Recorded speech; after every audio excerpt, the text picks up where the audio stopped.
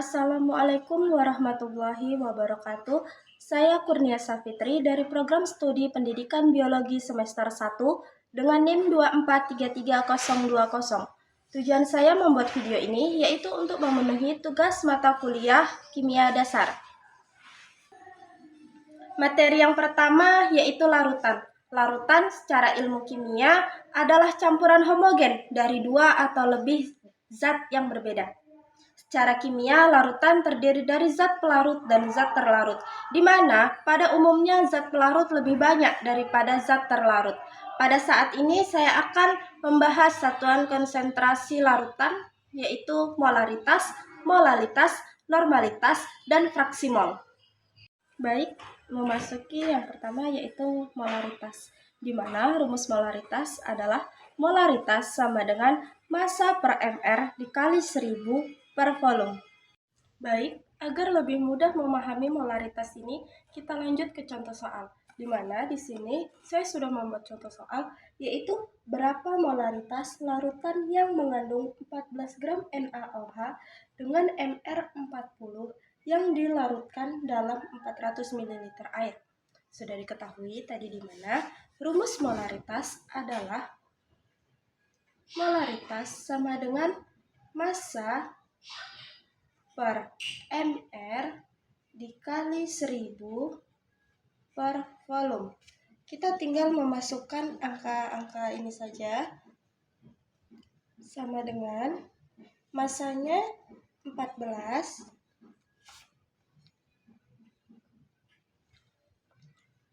mR-nya 40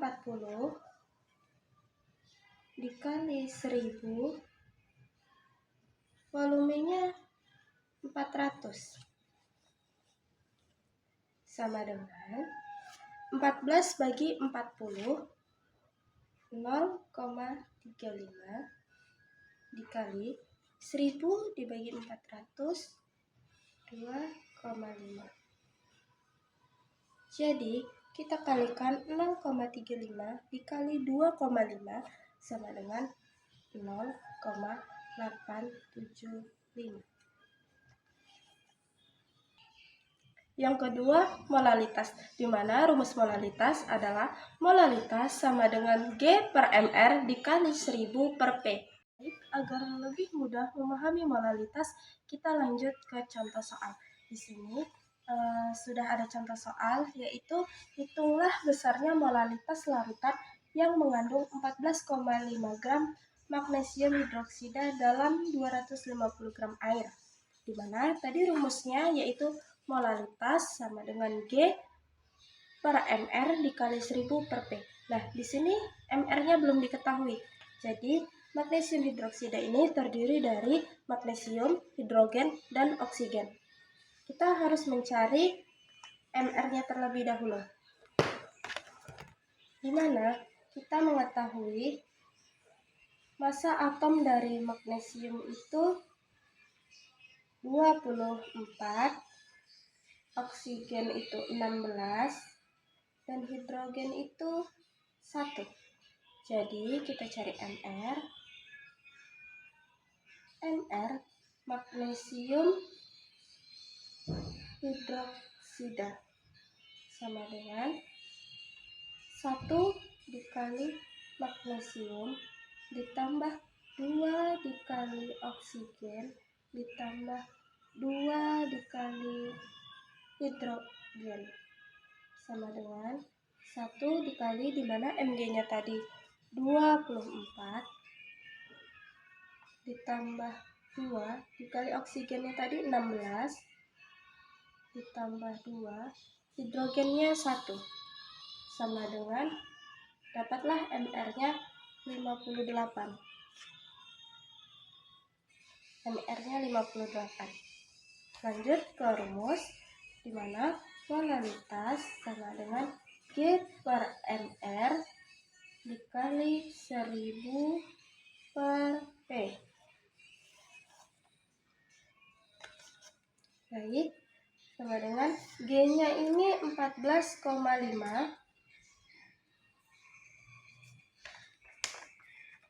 per mR-nya sudah diketahui tadi 58 dikali 1000 per P-nya 250 gram sama dengan 14,5 per 58 hasilnya 0,25 dikali 1000 per 250 hasilnya 4 sama dengan 0,25 dikali 4 adalah 1.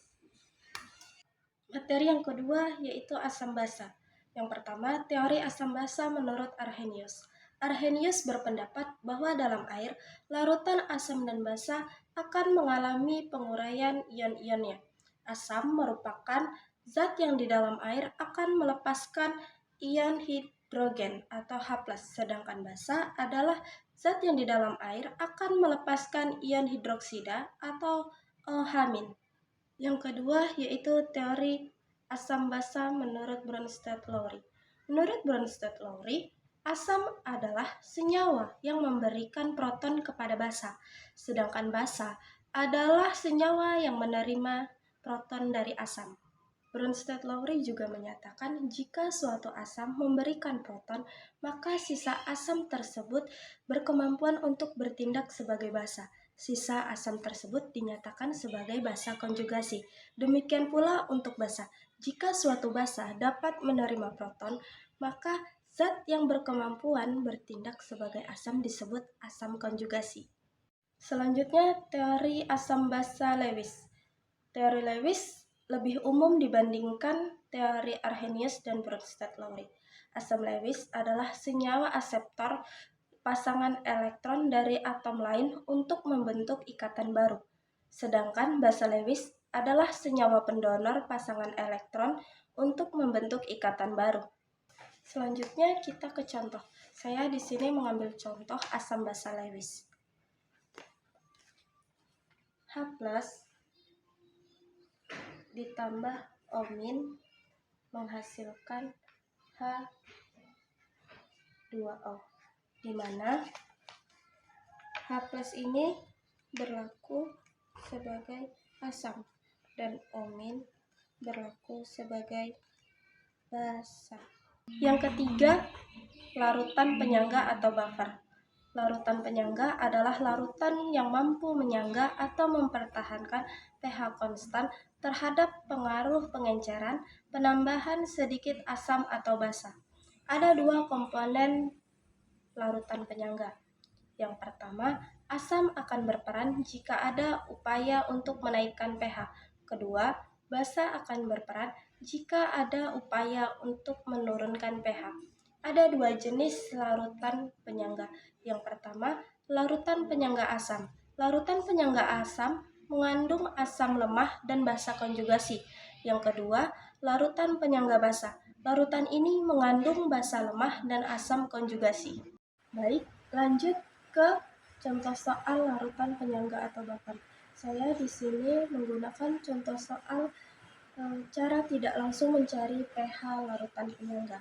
Di sini soalnya yaitu sebanyak 600 ml CH3COOH 0,1 m dicampurkan dengan 200 ml NaOH 0,1 m. Berapakah pH campuran jika Ka 10+? Jadi kita tulis CH3COOH itu 600 ml 0,1 m. Ini menjadi 60 ml. Selanjutnya B. Selanjutnya NaOH itu 200 ml 0,1 m menjadi 20 mol. Ini berlaku menjadi K. Lanjut ke H+, di mana H+ ini Ka dikali B dikurang K per K. Ka-nya tadi sudah diketahui yaitu 10+ dikali 60 dikurang 20 per 20. Ini dibalik ya, 60 dikurang 20 itu 40 per 20 hasilnya 2 dikali 10 plus. Lanjut ke pH. pH itu min log H plus, dimana sama dengan min log 2 dikali 10 plus sama dengan 5 dikurang logaritma 2. Selanjutnya materi yang keempat yaitu termokimia. Termokimia adalah ilmu yang mempelajari tentang hubungan antara energi panas dengan reaksi kimia atau proses-proses yang berhubungan dengan reaksi kimia. Dalam termokimia terdapat dua reaksi, yaitu reaksi endoterm dan reaksi eksoterm, di mana reaksi endoterm ini adalah reaksi yang memerlukan kalor dengan perubahan entalpi bertanda positif, sedangkan reaksi eksoterm adalah reaksi yang membebaskan kalor dengan perubahan entalpi bertanda negatif. Baik, pada materi termokimia ini saya mengambil contoh soal entalpi pembentukan standar atau delta H0F, di mana saya sudah memiliki soal yaitu pembentukan 1 mol CO2 pada keadaan standar melepaskan energi sebesar 275,5 kJ per mol. Tuliskan persamaan termokimianya, di mana kita ketahui CO2 ini hasil dari C dalam fase solid ditambah O2 dalam fase gas menghasilkan CO2 dalam fase gas. Jadi delta H0F-nya berubah menjadi negatif 275,5 kJ per mol. Kenapa dia berubah menjadi negatif? Karena di sini tadi katanya melepaskan energi. Jadi tandanya berubah menjadi negatif. Materi yang kelima yaitu termodinamika. Termodinamika adalah cabang fisika yang mempelajari energi panas atau kalor dan hubungannya dengan energi lainnya. Termodinamika memiliki 3 hukum. Yang pertama, hukum 1 termodinamika.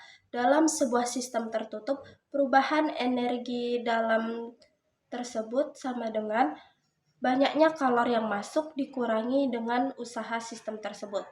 Dapat dirumuskan dengan perubahan energi dalam sama dengan kalor dikurang usaha sistem, di mana perubahan energi dalam dilambangkan dengan delta U, kalor dilambangkan dengan Q, dan usaha sistem dilambangkan dengan W. Selanjutnya, hukum 2 termodinamika. Kalor akan berpindah secara alami atau spontan dari benda yang memiliki suhu tinggi ke benda yang memiliki suhu rendah. Hukum 3 termodinamika. Entropi sistem tersebut akan mendekati nilai minimum temperaturan nol mutlak. Selanjutnya, proses termodinamika. Proses termodinamika ada 4. Yang pertama, proses isobarik. Proses isobarik adalah proses yang berlangsung pada sistem dengan tekanan dipertahankan tetap dengan rumus W sama dengan P dikali delta V atau W sama dengan P dikali V2 dikurang V1. Yang kedua, proses isokorik. Proses isokorik adalah proses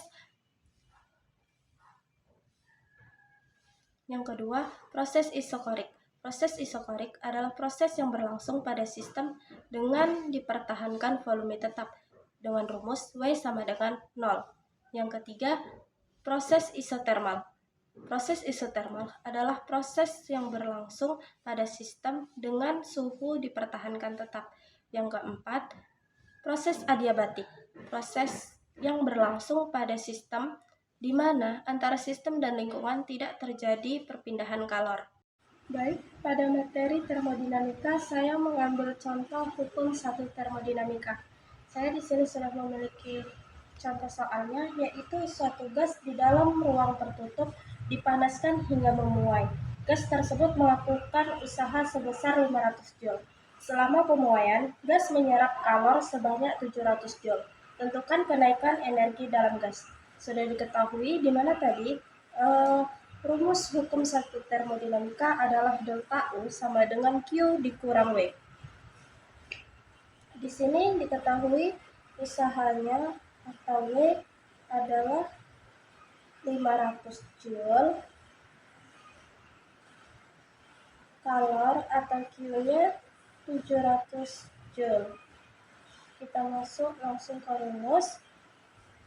Delta U sama dengan Q dikurang W sama dengan 700 Joule dikurang 500 Joule sama dengan 200 Joule. Selanjutnya materi ke-6 yaitu kecepatan reaksi. Kecepatan reaksi didefinisikan sebagai perubahan zat reaktan atau produk dalam satuan waktu.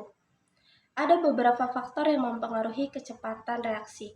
Yang pertama, konsentrasi reaktan.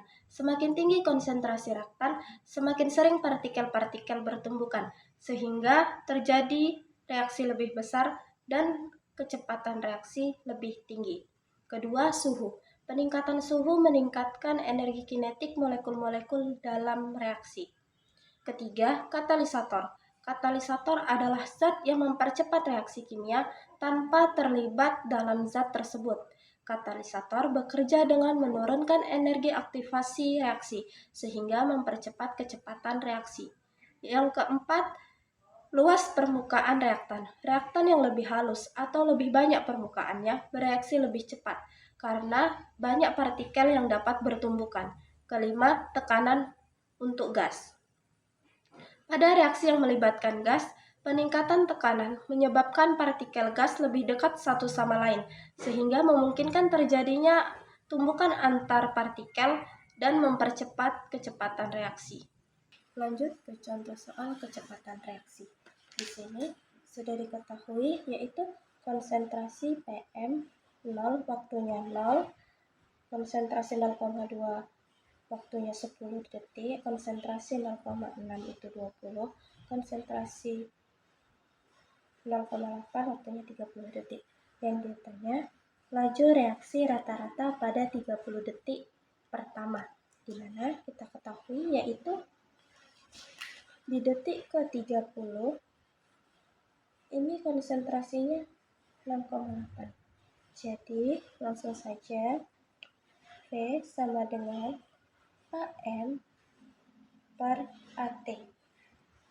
AM-nya itu 0,8 dikurang 0 per 30 dikurang 0 sama dengan 0,8 per 30 sama dengan 0,02. Materi ke-7, kesetimbangan reaksi. Kesetimbangan reaksi adalah kondisi dalam suatu reaksi kimia di mana laju reaksi ke arah produk sama dengan laju reaksi ke arah reaktan. Ada beberapa faktor yang mempengaruhi kesetimbangan reaksi. Yang pertama, konsentrasi. Konsentrasi ditambah ruas kanan, kesetimbangan geser ke kiri. Konsentrasi ditambah ruas kiri, kesetimbangan geser ke arah kanan. Yang kedua, suhu. Suhu dinaikkan, kesetimbangan geser ke arah endoterm atau kiri. Suhu diturunkan, kesetimbangan geser ke arah kanan atau eksoterm. Yang ketiga, volume. Volume diperbesar, kesetimbangan geser ke sigma coef lebih besar. Volume diperkecil, kesetimbangan geser ke sigma coef lebih kecil. Yang keempat, tekanan. Tekanan diperbesar, kesetimbangan geser ke sigma coef lebih kecil. Tekanan diperkecil, kesetimbangan geser ke sigma coef lebih besar. Lanjut ke contoh soal. Di sini saya sudah memiliki contoh soal yaitu dalam wadah bervolume 2 liter terdapat 0,2 mol gas N2, 0,3 mol gas H2 dan 0,2 mol gas NH3 dalam kesetimbangan. Maka harga Kc untuk keadaan seimbang itu adalah, kita buat reaksinya terlebih dahulu, yaitu N2 dalam fase gas ditambah 3H2 dalam fase gas menghasilkan kesetimbangan 2NH3. Lanjut, Kc sama dengan NH3 per N2 kali H2. Lanjut, NH3-nya itu 0,22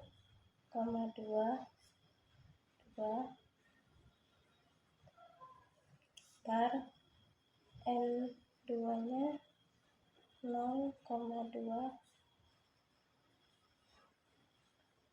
kali H2-nya itu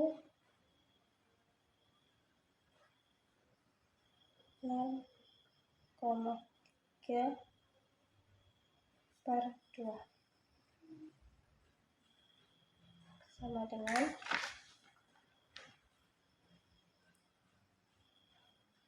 29,6